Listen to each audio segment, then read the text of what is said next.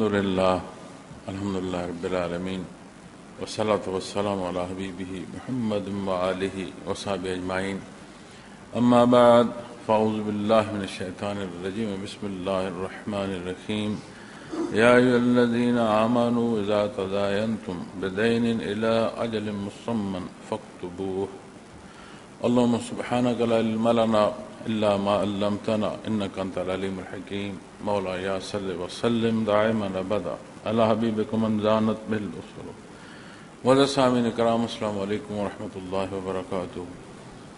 ارشاد باری تعالیٰ ہے، اے ایمان والو، جب تم میعاد مقرر تک ادھار لین دین کرو تو اس کو لکھ لیا کرو۔ الحمدللہ ثم الحمدللہ، اللہ کریم دین اسلام کی سمجھ اور اس پر عمل کی توفیق عطا فرمائے۔ یہ اللہ کریم کا بہت بڑا احسان ہے کہ انسان کو وہ حصہ، وہ خوش نصیبی، وہ خوش بختی اسے نصیب ہو جو اس کا مقصد حیات ہے۔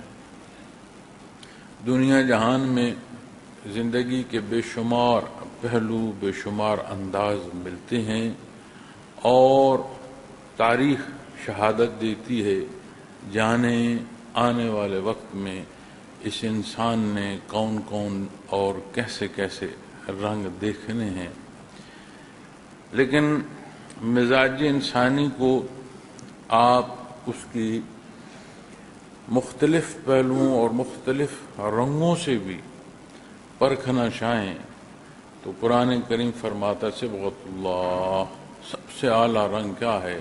جو اللہ کریم کے رنگ میں رنگا جائے۔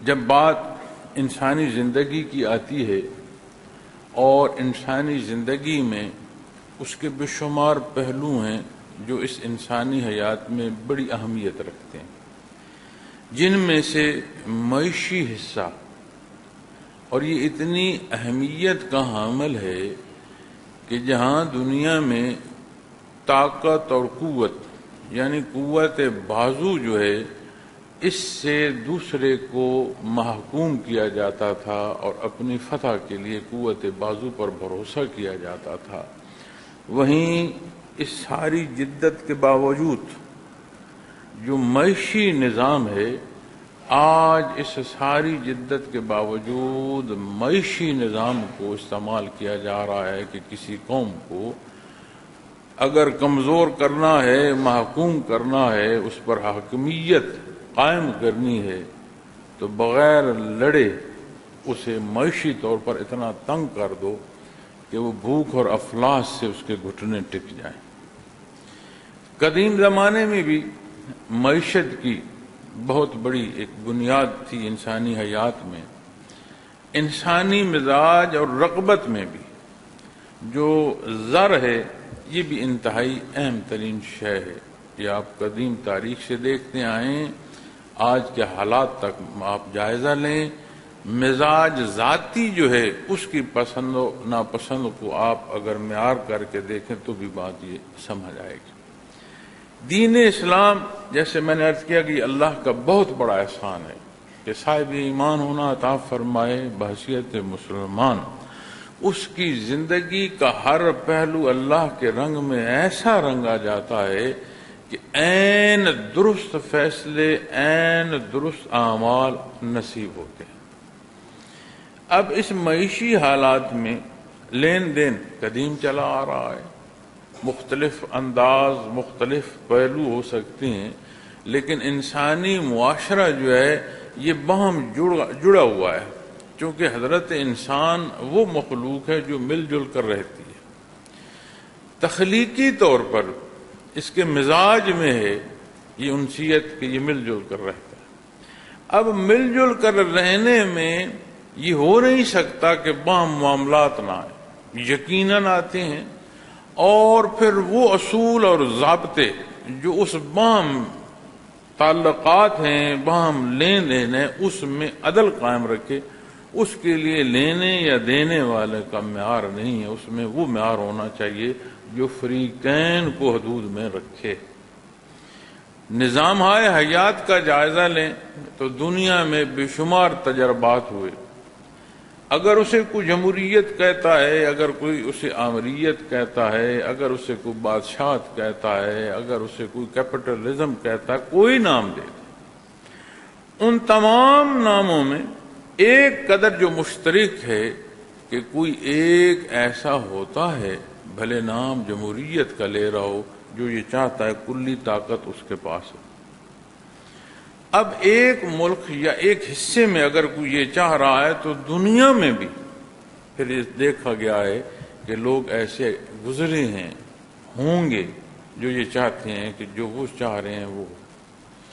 ایک سرے سے دنیا کے دوسرے سرے تک فوج کشی کرنا اور اس کا مقصد اپنی سلطنت کو طول دینا، اس کا مقصد اپنے حکم کا نفاذ کرنا، یہ ایک ذاتی گرفت کی خواہش نہیں ہے تو اور اسے آپ کیا نام دیں؟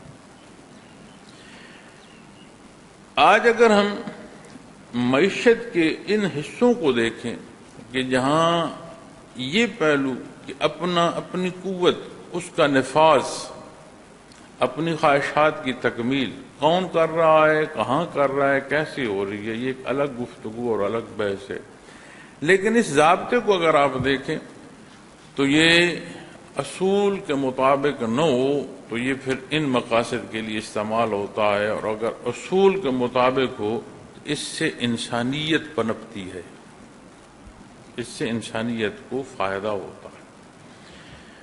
دنیا کے جتنے نظام معیشت ہیں وہ آمدن کمائی اور جو معاشرے یا ملک کے ضروریات اس پر نافذ ہیں، اس کے بعد اس پر کوئی بحث نہیں فرماتی کہ اس پیسے کا وہ مالک کیا کر رہا ہے، اسے کہا جاتا ہے یہ کلی مالک. بھلے سارا پیسہ کسی کو دے دے، سارا پیسہ کہیں خیرات کر دے، سارے پیسے سے کوئی شاید تعمیر کر لے، یا سارے پیسے کو آگ میں جھونک دے، پھر اس پر کوئی قدغن نہیں.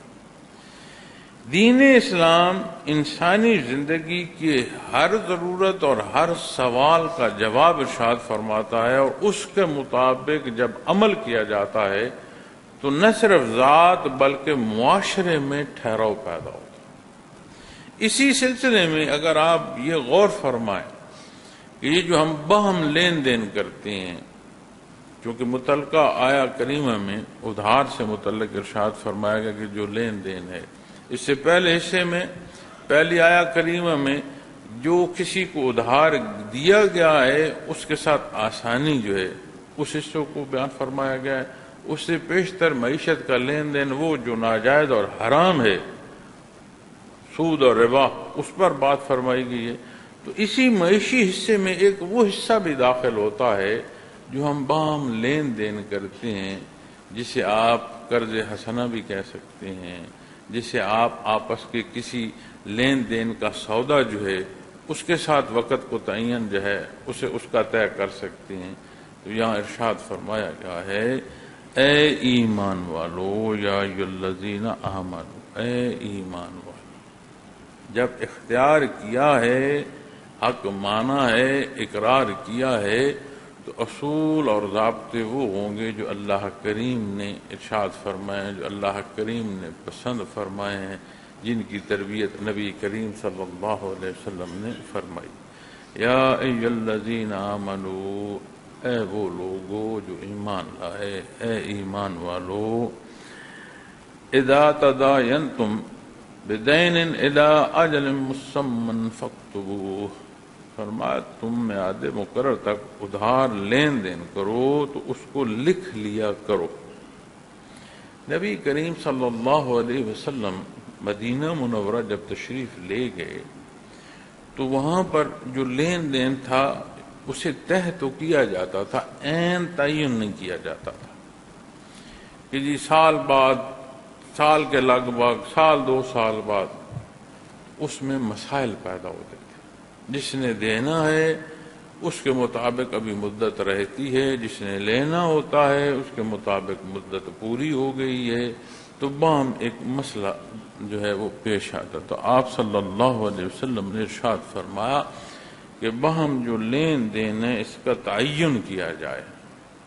اب یہاں جو فرمایا گیا نا جی میعاد مقرر، اس سے یہ نہیں ہے کہ آپ اجمالی بات کریں، اس سے یہ ہے کہ آپ پوری تحقیق کے ساتھ اور ایک ایک حصے پر کتنے وقت تک کے لیے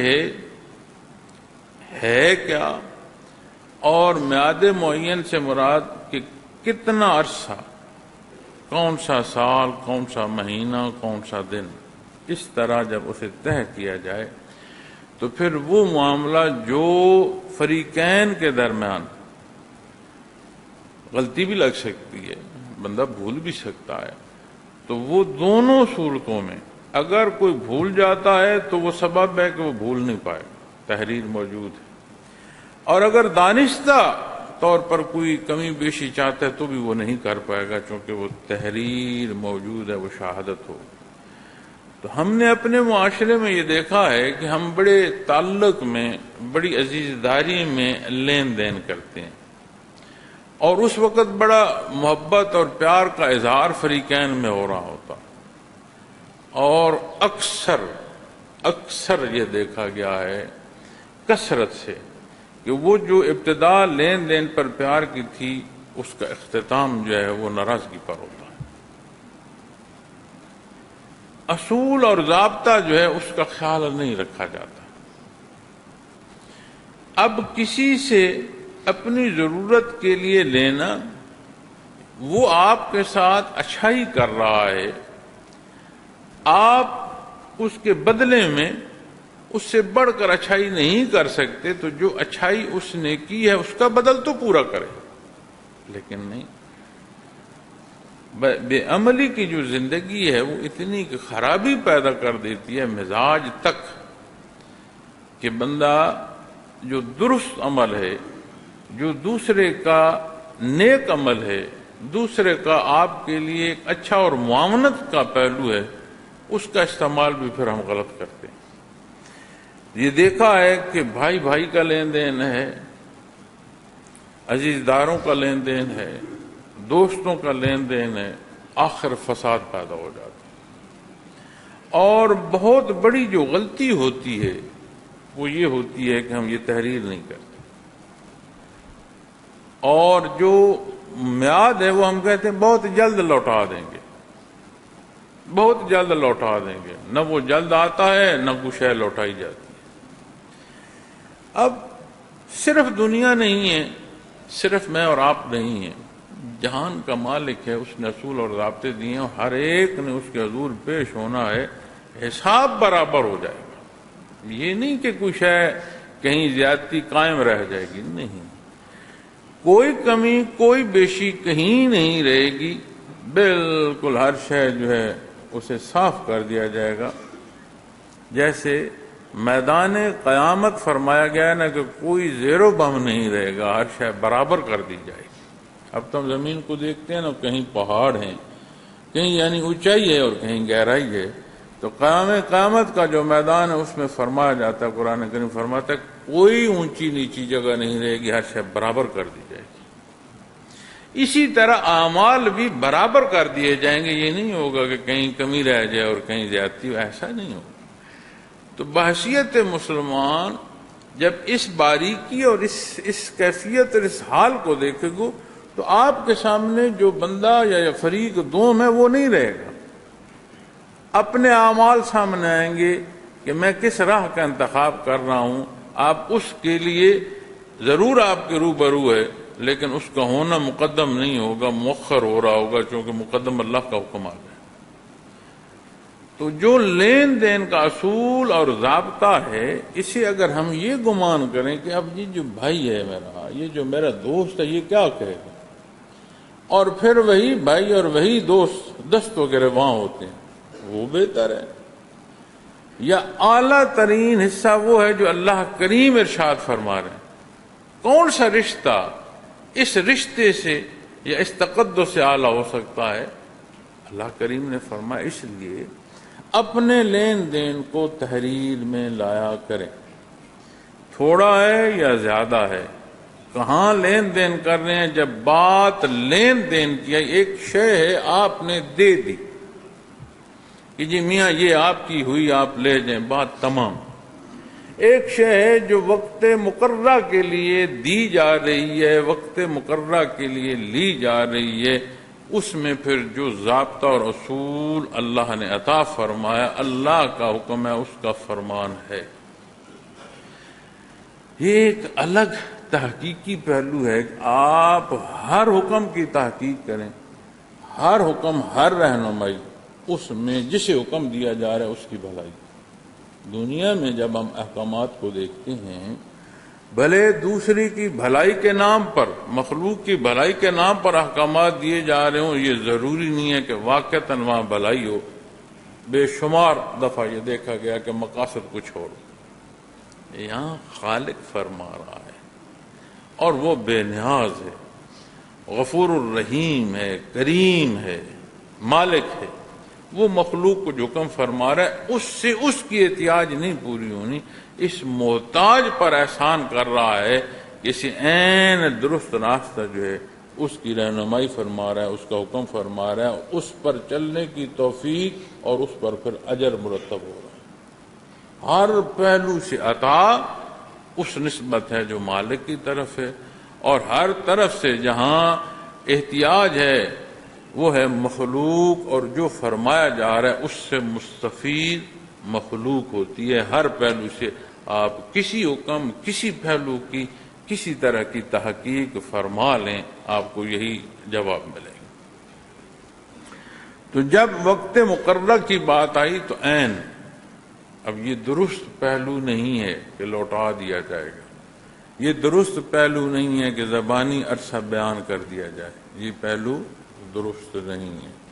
تو جہاں لین دین کریں وہاں اپنا معاہدہ لکھیں جس میں میعاد مقرر کی جائے۔ اب اس پر علماء کرام اس کے ذیل میں، اس کی تفسیر میں فقہی پہلوؤں سے بے شمار بحث فرماتے ہیں کہ اقسام کیا ہوں، کس کس قسم پر اس فرمان کا اطلاق ہے، لیکن جو بنیادی اصول ہے کہ لین دین جو ہے اسے تحریر کر لیا جائے اور میعاد مقرر کی جائے۔ وَلْيَكْتُبْ بَيْنَكُمْ قَاتِبٌ بِالْعَدْلِ، اور فرمایا اور چاہیے کہ لکھنے والا تمہارے درمیان انصاف سے لکھے۔ باہم لکھائی ہے، لکھنے والا بلایا گیا ہے، لیکن جیسے آپ کو اصول اور ضابطہ ارشاد فرمایا جا رہا ہے ویسے حکم لکھنے والے کا ہے، کہ ایسا نہیں ہے کہ جو لکھا رہا ہے، جس کے ذمے ہے یا جو دے رہا ہے، فریقین میں سے کسی ایک کی طرفداری کرتے ہوئے الفاظ کا چناؤ یا اس کے اندر ایسا نقص پیدا کر دے جو کسی کے نقصان کا سبب ہو۔ یہ منع فرمایا گیا ہے۔ اور ہم جب الفاظ معاہدے کی تحریر کرتے ہیں تو اس تحریر میں ان الفاظ کا چناؤ کرتے ہیں کہ کل اگر تلخی آ گئی، کوٹ کچہری آ گیا، تو کون سے الفاظ ہیں جو ہمیں سہولت دیں گے، اور کون کون سے الفاظ ہیں جس سے کسی کو پھنسایا جا سکتا ہے۔ تو فرمایا جا رہا ہے انصاف سے لکھے، کسی کے ساتھ زیادتی نہ کرے۔ کون؟ جو لکھنے والا ہے۔ اب جو بھی لکھ رہا ہے، جو بھی وہاں معاہدے میں جس پر اتفاق ہے، جو لکھ رہا ہے اس کے لیے حکم ہے کہ انصاف کے ساتھ لکھے، لین دین لکھا جائے، میعاد جو مقررہ ہے اسے تحریر کیا جائے، اور جو لین دین لکھ رہا ہے وہ انصاف کے ساتھ لکھے، اس میں نقص نہ کرے۔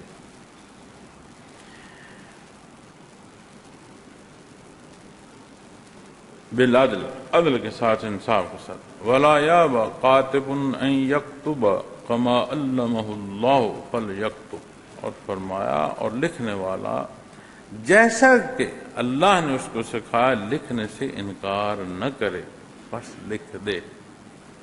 اب یہ بھی دیکھنے میں آتا ہے کہ جو اتنی اہلیت رکھتا ہے وہ اجتناب کرتا ہے، وہ کہتا ہے میاں تمہارا لین دین ہے، مجھے اس میں لکھائی کے لیے لاتے ہو، کل تمہارا کوئی مسئلہ بنے میں کہاں شہادت دیتا پھروں؟ اب اس سے رجوع کیوں کیا جا رہا ہے؟ اس لیے کیا جا رہا ہے کہ وہ اچھا لکھنے والا ہے، وہ سمجھتا ہے تحریر کو، اہلیت رکھتا ہے لکھنے کی، وہ کہہ رہا ہے میں نہیں لکھتا۔ قرآن فرما رہا ہے تجھے اللہ نے یہ سیکھنا نصیب فرمایا، تیرا کمال نہیں ہے، جو مجھے سمجھ ہے آپ کو سمجھ نہیں، وہ سمجھ کہاں سے لائے ہو؟ کہیں زمین سے کھودی تھی وہ وہاں مل گئی؟ جس نے تخلیق فرمایا تخلیقی استعداد کہیں اور سے لے آئے ہو؟ پھر جو گرد و پیش کے حالات تھے ان پر تمہارا کیا اختیار ہے؟ استعداد اس نے دی، حالات اس نے دیے، سیکھنا سکھانا یہ سارے رب کائنات کے فیصلے ہیں۔ تو وہ فرماتا ہے جو استعداد تمہیں دی ہے اس سے انکار نہ کرو۔ وَلْيَكْتُبْ بَيْنَكُمْ قَاتِبٌ بِالْعَدْلِ، عدل کے ساتھ لکھو، کوئی ہیرا پھیری نہ کرو۔ اور جو وَلَا يَأْبَ قَاتِبٌ أَن يَكْتُبَ كَمَا عَلَّمَهُ اللَّهُ، تیرا کمال نہیں ہے، علمہ اللہ، اللہ کریم نے تجھے یہ سکھایا ہے، فَلْيَكْتُبْ، لکھو، انکار نہ کرو۔ اب ہمارا گمان کیا ہے؟ معاملہ فریقین کے درمیان ہے، مجھے گھسیٹتے ہیں، نہیں، یہ جہان فانی کی زندگی، اس کے انداز اور اس کے پہلو ہیں، ہم سارے مسافر ہیں میاں، تجھے کیوں گمان ہو گیا کہ باقی مسافر ہیں اور تو مقیمی ہے؟ مسافر سارے ہیں، زندگی سفر ہے، عالم خلق کلی معانوں میں سفر ہے، جہاں فنا مجھے ہے وہاں کل من علیہا فان، ارشاد ہے کوئی شے ایسی نہیں ہے جہان فانی کی جسے فنا نہ ہو، ایک دائرہ ہے جو اپنے تکمیل کو چل رہا ہے، ایک سفر ہے جو جاری ہے۔ تو جو سفر جاری ہوتا ہے تو اس کی ابتدا سمجھ آتی ہے، چلنا سمجھ آتا ہے، تو اختتام نہیں ہوگا۔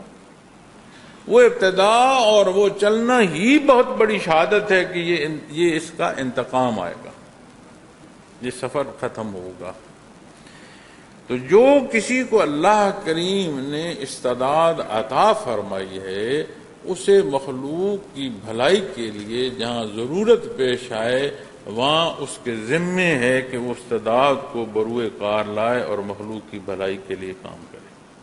اب یہاں معاہدے کے ما بین تحریر کرنے والے کاتب کو مخاطب فرمایا، انکار نہ کرو، تمہیں اللہ نے سکھایا ہے، انکار نہ کرو، اور عدل لکھو اور عدل کے ساتھ لکھو۔ تو جس کے پاس جو استعداد ہے، اگر لکھنے والے کی لکھائی کی استعداد اللہ کی دی ہوئی ہے، دوسرا کون یہ دعویٰ کرنے والا ہے کہ نہیں میری جو استعداد ہے وہ ذاتی ہے؟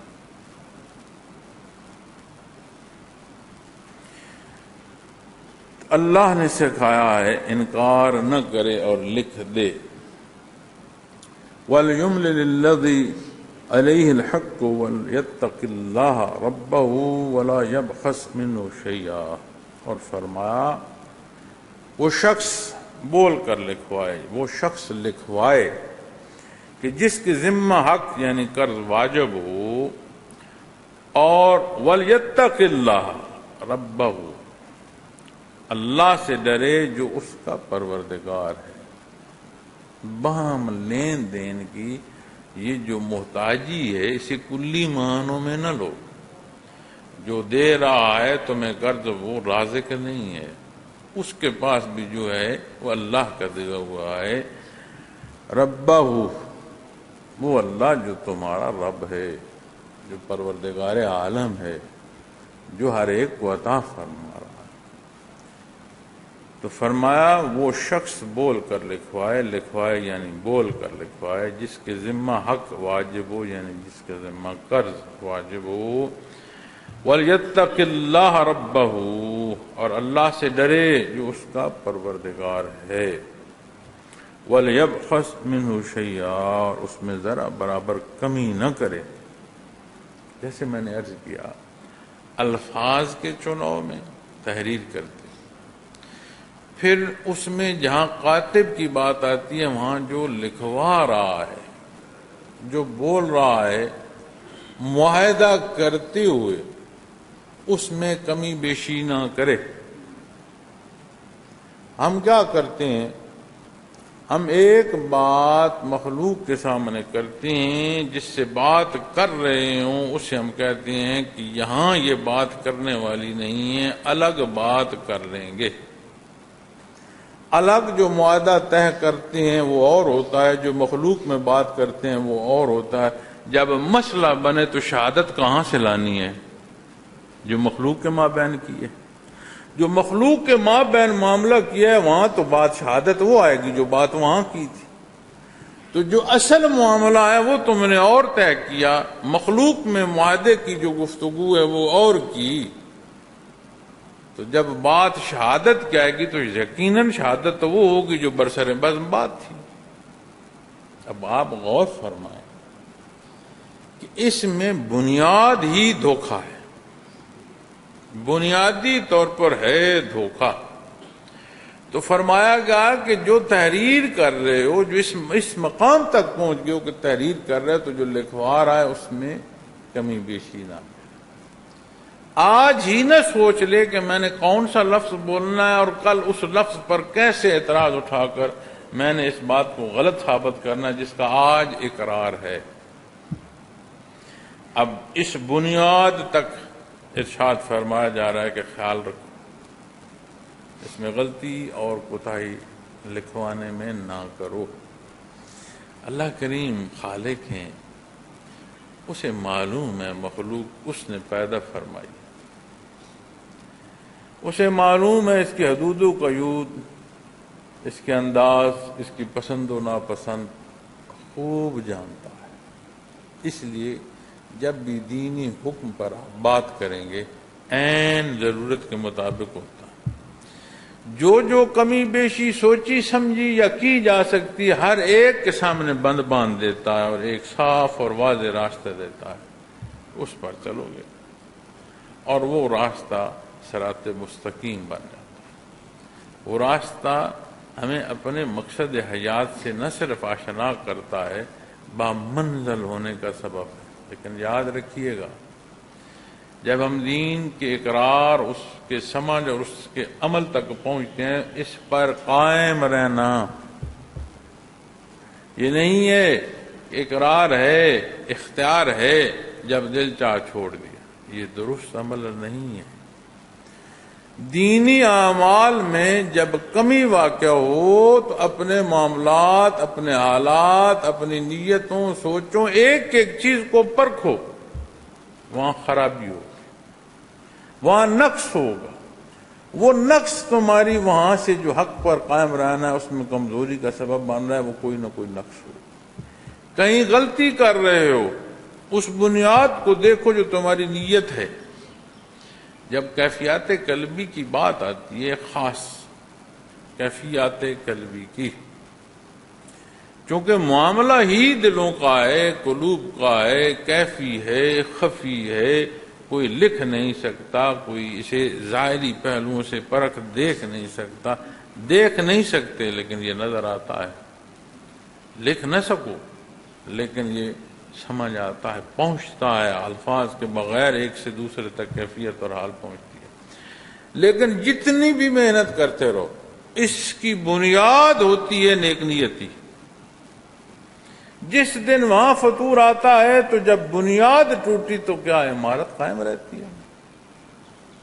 زمین بوس مزید نقصان کر دیتی ہے۔ چلتے ہوئے کوئی گرتا ہے، خراش آتی ہے، کسی مکان سے گرتا ہے، ہڈیاں ٹوٹتی ہیں، بلند و بالا منازل سے گرتا ہے، ایک ایک ہڈی چور چور ہو جاتی ہے۔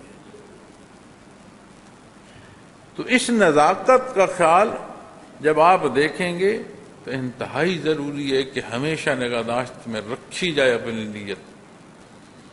کلام کرتے ہوئے، سوال کرتے ہوئے، سیکھتے ہوئے، عمل کرتے ہوئے، رہنمائی کرتے ہوئے، ہر پہلو میں اپنی نیت کو دیکھا جائے کہ اس میں کوئی کمی بیشی نہ آ سکے. اللہ سے استقامت مانگا کریں، اللہ سے توفیق مانگا کریں، اللہ سے حفاظت مانگا کریں ہر لمحے. یہ وہ بنیاد. اب کیفی حصہ ہے، اس کیفی حصے کی یہ بنیاد کہ ساری تعمیر کو اڑا دیتی ہے، لیکن آپ اس کو پھر عملی زندگی میں لے آئیں. بات ہجرت کی فرمائی جا رہی ہے، لیکن بنیاد نیت کو فرمایا گیا، تو اصول طے ہو گیا کہ جو عمل کرو گے اس کی بنیاد نیتوں پر.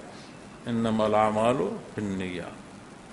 تم کس لیے عمل کر رہے ہو؟ تمہاری ہجرت کس لیے ہے؟ اللہ کے لیے ہے، کسی خاتون کے لیے، یعنی کسی خواہش اور کسی ذاتی خواہشات کی تکمیل کیا ہے، لیکن اصول طے ہو گیا. اب جب آپ اعمال کی بات کرتے ہیں تو میں نے خفی حصے کی بات کی جو انتہائی نازک ہے، لیکن آپ اسے عملی صورت میں لے آئیں. ہر عمل کے پیچھے نیت جو ہے وہ اس کی بنیاد ہوتی ہے، محرک ہوتی ہے. پہلے شے کوئی نہیں ہوتی.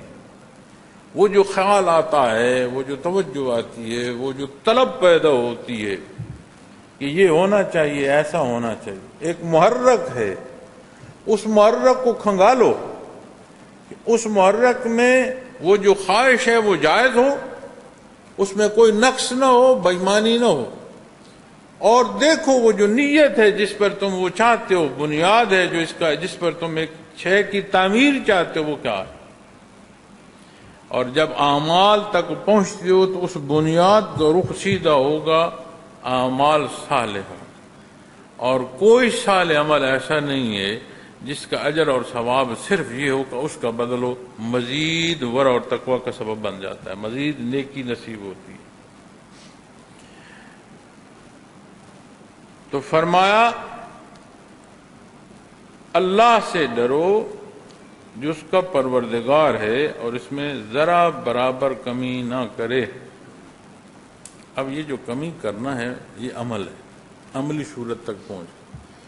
تو میں نے آپ سے نقطہ عرض کیا کہ کیفی حصے کی نزاکت کا خیال رکھیں اور عملی زندگی کی جانچ نہ چھوڑیں.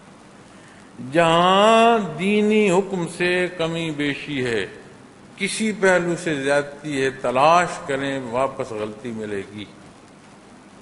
ایسا نہیں ہو سکتا کہ ہر شے درست کرتے آ رہے ہو، نیت درست ہے، خوراک حلال ہے، خوراک طیب ہے، طیب معاشرے کے حصوں میں زندگی بسر کر رہے ہو، پاک صاف گرد و پیش کے حالات ہیں، تمہارے فرائض پورے ہیں، سنت پر تم عمل کر رہے ہو، نفل تک تم مجاہدہ کر رہے ہو، اللہ اللہ کر رہے ہو، پھر یہ خرابی و خرافات کہیں سے نکل آئی. ایسا نہیں ہو سکتا.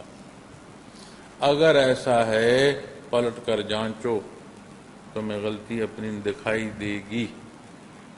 کسی غلطی کو یہ نہ کہہ سکو گے. ہم لوگوں سے تو بات نہیں نہ کرتے کہ میں نے اپنے پلو میں کیا چھپا رکھا ہے، لیکن جب اپنا پلو کھولا جائے تو لوگوں کے سامنے آئے تو جس نے گانٹھ ماری ہے اسے کوئی نہیں پتا میں نے پلو میں کیا باندھ رکھا ہے. یہ ہم جواز دیتے ہیں اپنے آپ کو، جھوٹ بولتے ہیں اپنے آپ سے. نہیں ایسا نہیں ہے. فلاں کی زیادتی ہے تو میں نے یہ بدلے میں کیا. کیا اللہ نے یہ ضابطہ اور اصول دیا ہے کہ تو کر رہا؟ غلط غلط ہے اور صحیح صحیح ہے. اس پر اطلاق نہ میری پسند کا ہے اور نہ آپ کی پسند. پسند و ناپسند کس کی ہے؟ اللہ رب العالمین. اور یہ خیال کرنا کہ اس کی پسند و ناپسند مخلوق کی ضرورت نہ ہی ہے، یہ درست ہے. ضرورت ہی مخلوق کی ہے، فائدہ ہی مخلوق کو ہے، نہ صرف یہاں کا ہے، ابدی ہے. اللہ جل شانہ نے فرمایا وَلْيَتَّقِ اللَّهَ رَبَّهُ، اپنے اللہ سے ڈرو. اب اسی ضابطے کو آپ اپنی زندگی میں لے آئیں. جو عمل کر رہے ہیں اس کی نیت سے عمل تک جائزہ لیں کہ میں اپنے اللہ کے روبرو ہوں. اللہ سے ڈر کر اس پر عمل کرو.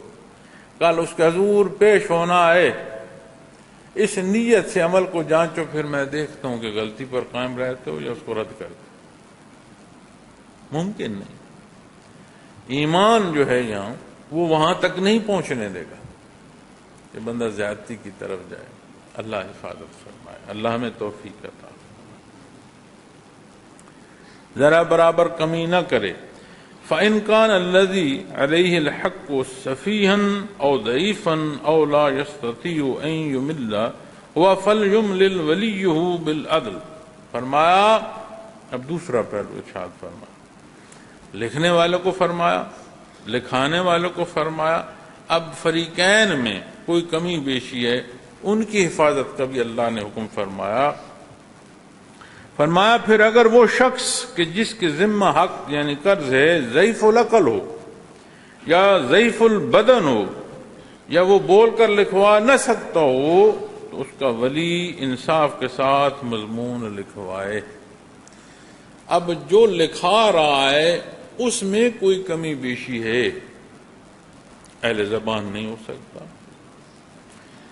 اس کی صفت جو کلام کی ہے وہ نہیں بول سکتا،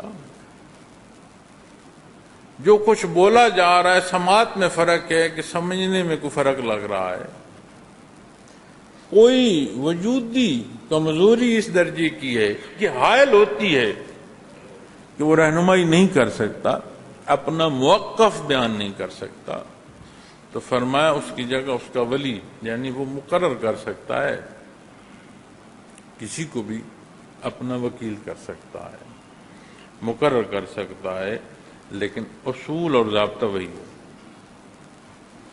اب ہم کیا کرتے ہیں، ہم تحریر کرنے والے ماہر کو بلاتے ہیں، اسے کہتے ہیں مجھے تو سمجھ نہیں لیکن یہ مجھے چاہیے تحریر میں ایسی تحریر لکھوا دو کہ جو کل یہ ثابت کرے. تو جو لکھوا رہا ہے اسے پہلے منع فرما دیا، جسے مقرر فرما رہا ہے اسے بھی ضابطے کا حکم فرما دیا کہ تم بھی ضابطے کے پابند ہو. اور حصہ اس سے پیشتر کیا فرمایا، وَلْيَتَّقِ اللَّهَ، اپنے اللہ سے ڈرو. اب جب اس آیہ کریمہ کی ابتدا کو دیکھتے ہیں، یا ایھا الذین آمنوا، اے ایمان والو، تو سمجھ آتی ہے کہ جہاں بات یہ فرمائی جا رہی ہے مابین سارے حصوں پر، وہاں علماء کرام بحث فرماتے ہیں کہ صاحب ایمان ہونا ضروری ہے. اب جس کا اللہ پر ایمان نہیں ہے وہ اللہ سے اس کا ڈرنا، اس پر آپ کیا بحث کریں گے. تو وہ ضابطے بھی علماء کرام نے تحقیق فرمائے ہیں جو ایمان والوں اور غیر مسلموں کے مابین، یہ بھی فرمایا. لیکن فرمایا کہ یہاں جو اصول اور ضابطہ دیا جا رہا ہے صاحب ایمان کو دیا جا رہا ہے. وَلْيَتَّقِ اللَّهَ، کون ڈرے گا اللہ سے؟ جو ذات سے ہی انکار کرتا ہے یا جو مانتا ہے. جسے یہ شرف نصیب ہوا ہے تو اللہ پر ایمان آیا ہے. لیکن یہ جو فقہی پہلو ہیں یہ مخصوص حالات واقعات اس میں ضرورت پیش آتی ہے، لیکن بالعموم جو بات ہے بالعموم اصول اور ضابطہ وہ عرض کر رہا ہوں. تو اگر کہیں کمی ہے کسی پہلو سے تو نہیں اگر وہ لکھوا سکتا تو وہ اس کا ولی لکھوائے، لیکن انصاف کے ساتھ. ولی ہو بالعدل، ولی لکھائے لیکن بالعدل، عدل کے ساتھ. پھر فرمایا وَاسْتَشْهِدُوا شَهِيدَيْنِ مِن رِجَالِكُمْ، شہیدین گواہ دو، اور گواہ کر لو اپنے مردوں میں سے دو، من رجالکم، مردوں میں سے شہیدین، دو گواہ کر لو، دو شہادتی کر لو. فریقین لکھ رہے ہیں، جو تحریر کر رہا ہے اس کے لیے حکم فرمایا، پھر اس پر شہادت جو ہے اللہ کریم نے فرمایا. اب دو فریق ہیں لکھ رہے ہیں، لکھا جا رہا ہے، دونوں موقف سے کسی درجے کے ہلیں گے تو وہ کون ہوگا جو شہادت دے گا کہ نہیں میاں کل تم نے لکھوایا تھا، ہم شاہد ہیں، اس نے نہیں لکھا. کل تو کہہ دے کہ نہیں جی میں نے نہیں لکھوایا تھا، لکھنے والے نے غلطی نہیں. ایسے اس پر دو شہادتیں ارشاد فرما دیں کہ مردوں میں سے دو شہادت جو ہیں اس پر لکھ لو. اب یہ جو ہمارا لین دین ہوتا ہے اسے تحریر کیا جائے انصاف کے ساتھ تحریر کیا جائے، میعاد مقرر کی جائے. یہ جو ہم کہہ دیتے ہیں نا فصل آئے گی تو ہم آپ کو لوٹا دیں گے، اگر فصل نہ آئی تو پھر. ایک معاملہ نبی کریم صلی اللہ علیہ وسلم کی خدمت میں پیش کیا گیا تو غالباً کھجور کے حوالے سے تھا، تو جو لین دین تھا وہ کھجور کے حوالے سے تھا. اس سال پھول ہی نہیں آئے، آگے پھر پیداوار کیا ہونی، تو ایسا موسم تھا کہ اس کے باغ میں وہ پھول نہیں آئے. اب جس نے پیسہ دیا ہوا تھا خریداری کے لیے اس لین دین میں اس نے جواب دیا کہ میاں یہاں تو اب فصل نہیں آئی، تیرا سودا تو ختم ہو گیا. اس نے کہا اگلے سال تو آ جائے گی. انہوں نے کہا اس سال کی بات ہے، اگلے کی تو بات نہیں ہے. تو جب اس بات پر موضوع ہوا تو نبی کریم صلی اللہ علیہ وسلم کی خدمت میں حاضر ہوئے تو آپ نے فرمایا جو معاہدہ تھا اس کی فصل سے دے ہی ہے، وہ تو ہوئی نہیں. انہوں نے کہا تم نے معاہدہ فصل کے ساتھ کیا تھا، تو کیسے تو اس کے مال کو حلال سمجھ رہا ہے جو اس کا بدل تو نہیں دے پایا؟ تو نے جو طے کیا تھا یہ تو نہیں طے کیا تھا کہ فصل آئے گی یا فصل نہیں آئے گی، تو نے تو فصل کے ساتھ طے کیا. اب تو کہتا ہے اس سال کا ہے اگلے سال کا نہیں ہے. ٹھیک ہے اس سال کا ہے اگلے سال کا نہیں، لیکن جو اس کا پیسہ تیرے پاس ہے اس کی حلت کیا، اسے تو کیسے حلال کرے گا؟ تو جو ہم یہ لین دین کرتے ہیں نا جی فصل پر کر لیں گے، فصل نہ ہوئی پھر یہ درست نہیں ہے.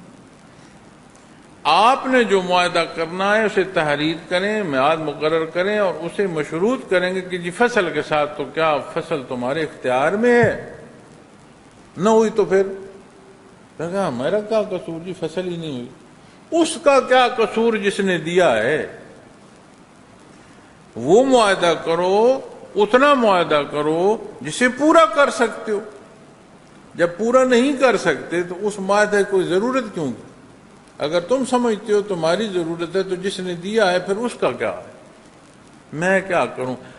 تو جو آپ نے کہا ہے میں کیا کروں، وہ مسکین کیا کرے جس نے آپ کو دیا ہے، اس کا کوئی گناہ یہی ہے کہ اس نے آپ کی مدد کی ہے، یہی گناہ ہے اس کا. تو جب دینی احکامات پر عمل نہیں کیا جاتا تو معاشرے میں گراوٹ آتی ہے. یہ جو ہم بات کرتے ہیں، میں خود بہت بڑی دفعہ یہ بات کرتا ہوں کہ ہم نے اپنی اس کم عمر میں بھی اس وقت کی جو تبدیلی اور تیزی ہے اس میں ابتدائی وقت جو عمر کا ہے وہ شمال ہے تو بڑی قدریں دیکھی ہیں، اور ہم ان قدروں کو اجداد کے ساتھ جوڑتے ہیں جو کہ درست نہیں ہے. ہر اعلی قدر دین اسلام کی دی ہوئی قدر ہے، ہمیں بطور توارث مل رہی ہے اپنے اجداد سے، تو انہوں نے کہاں سے دی؟ آج اگر نہیں ہے ہم دین سے ہٹ رہے ہیں، اگر ہم دین پر عمل پیرا کریں وہی اقدار ہمیں اپنے معاشروں میں نظر آئیں، ان اقدار کو ہم اختیار کریں.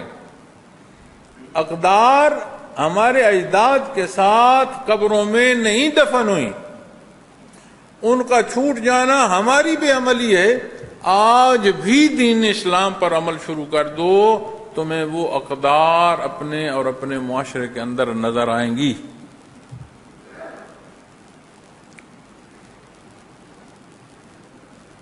تو فرمایا وَاسْتَشْهِدُوا شَهِدَيْنِ مِن رِجَالِكُمْ، اور گواہ کر لو اپنے مردوں میں سے. اب اس عمل پر دو گواہ آ گئے، اب ان کی گواہی کو کیسے جھٹلاؤ؟ یعنی اتنی گرفت ہو گئی ہے کہ اسے جھٹلایا نہیں جا سکتا. اس پر یہاں بات ہو جو فریقین اور شہادتی ہیں، یا وہاں جا کر بات ہو جہاں پر ایک پنچایت ہے، جہاں پر ایک فیصلہ ہے، جہاں عدالت ہے، جہاں قاضی ہے، اسے کوئی جھٹلا نہیں سکتا. وہ بات بڑی واضح ہو جائے گی، یعنی گنجائش ختم ہو گئی اس میں کمی بیشی کی. اب دین اسلام نے کتنا مربوط آپ کو آپس کے معاملات کے لیے رہنمائی فرمائی، حکم دیا ہے. فَإِن لَمْ يَكُونَ رَجُلَيْنِ فَرَجُلٌ وَامْرَأَتَانِ مِمَّنْ تَرْضَوْنَ مِنَ الشُّهَدَاءِ أَن تَضِلَّ إِحْدَاهُمَا فَتُذَكِّرَ إِحْدَاهُمَا الْأُخْرَى. دوسرا حصہ، پہلے دو مرد ارشاد فرمائے فَإِن لَمْ يَكُونَ رَجُلَيْنِ، اگر نہ دو مردوں پھر کیا صورت ہے؟ وامرأتان، پھر دو عورتیں ایک مرد کی جگہ فرمایا بس اگر دو مرد نہ ہوں تو ایک مرد اور دو عورتیں جن کو تم گواہ پسند کرو، تاکہ ان میں سے اگر ایک بھول جائے تو ان میں سے ایک دوسری کو یاد کرائے، ان تضل احداہما فتذکر احداہما الاخری، اگر کوئی بھول جائے تو دوسری خاتون اس کی معاونت کر سکے، وہ اسے یاد کرا سکے، دونوں باہم ایک دوسرے کی جو یاداشت ہے ایک دوسرے کے لیے معاون ہو۔ اب یہاں جو حصہ ارشاد فرمایا گیا ہے کہ ایک مرد، اور اگر اس دو نہ ہوں تو ایک مرد کی جگہ دو خواتین، اس پر یہ اعتراض اٹھایا جاتا ہے کہ جی اسلام میں شہادت میں جب بات آئی ہے تو ایک مرد کی شہادت کو یہ کہتے ہیں، اور اگر مرد نہ ہو تو عورتیں دو ہوں، یعنی آدھی شہادت گنتے ہیں ایک عورت کی۔ یہ مساوات نہیں ہے، برابری نہیں ہے۔ ان سے بندہ پوچھے برابری اور مساوات صرف دو لفظ نہیں ہیں، دو حال ہیں۔ ان دو حالات کا کوئی ضابطہ یا کوئی اصول بھی ہوگا یا نہیں ہوگا۔ جب ضابطے پر جاؤ گے تو پھر اصول اور ضابطہ کیا ہوگا؟ جس کی جو حیثیت یا جو کار ہے اس کے مطابق اس کی ادائیگی کی جائے۔ آپ مستری لگاتے ہیں کسی کام کے لیے، اس میں مزدور بھی لگے ہوتے ہیں، بالعموم دو دہاڑیاں مزدور کی اور مستری کی ایک دہاڑی یہ برابر بنتے ہیں۔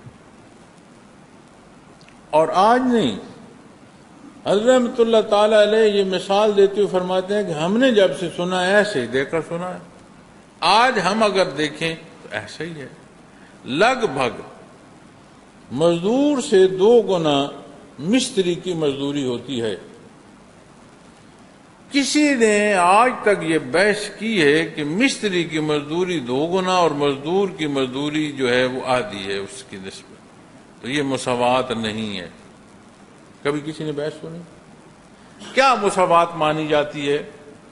کہ جو مزدور کی مزدوری ہے وہ اسے پوری دی جائے، جو مستری کی مزدوری ہے اس کو پوری دی جائے۔ مستری کا مقام اس کے ہنر کی نسبت سے، وہ صرف کام نہیں کر رہا، اس کی استعداد اس نظم کو بھی برقرار رکھیے جس مقصد کو کام کر رہا ہے۔ تو فریقین کی مساوات اور فریقین میں عدل یہ ہوگا ان دو کی نسبت کہ ان دونوں کی مساوات یہ ہے اور عدل یہ ہے کہ ان کی جو مزدوری ہے، ان کی جو اجرت ہے، دونوں کو دی جائے، نہ ایک کی رکھی جائے اور نہ دوسرے کی رکھی جائے، تو اسے مساوات کہیں ہے نا۔ اسی طرح آپ دنیا کے معاملات میں کاروباری حیات میں جاتے ہیں، ایک بندہ دروازے پر بیٹھا ہے، ایک بندہ دروازے کے اندر بیٹھا، اب دیکھنے اور عمل میں جو باہر بیٹھا ہے وہاں موسم بھی وہ نہیں ہے، نشست بھی وہ نہیں ہے جو اندر والے کو حاصل ہے۔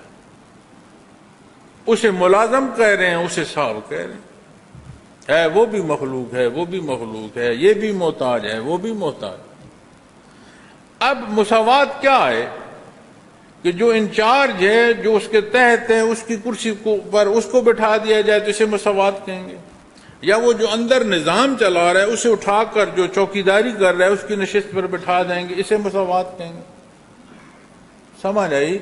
یہاں ہمیں سمجھ آ رہی ہے کہ جس کا جو مقام ہے، جو اصول ہے، جو کام ہے، اس کے مطابق ادائیگی یا اس کے مطابق اس کا نتیجہ ملنا، اسے مساوات کہتے ہیں، اسے برابری کہتے ہیں۔